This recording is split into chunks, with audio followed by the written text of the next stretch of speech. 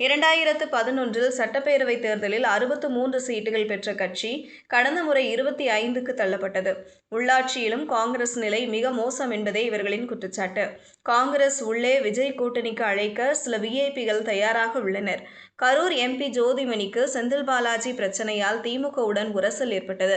மாணிக்கம் தாகூரும் கடந்த முறை திமுக உள்ளடி வேலைகளால் சிக்கலில் சிக்கினார். இவர்களுக்கு விஜய் பக்கம் செல்லும் ஆர்வம் அதிகம். ஆனால் கார்த்தி சிதம்பரம் போன்றோர் திமுகவின் ஆதரவை இழக்கக்கூடாது என்பதால் மிக கவனமாக நடந்து கொள்கின்றார்கள்.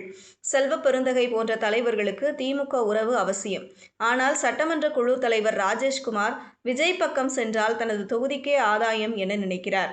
அதே நேரத்தில் கேரளத்தில் முதல்வர் ஆசையுடன் இருக்கும் கே.சி. வேணுகோபால் விஜய் போன்றவர் சேர்ந்தால் கேரளத்தில் காங்கிரசுக்கு உதவும் என கூறுகின்றனர். டெல்லியில் உள்ள தலைவர்களும் யார் இந்த விஜய் என்று விசாரிக்க தொடங்கிவிட்டனர்.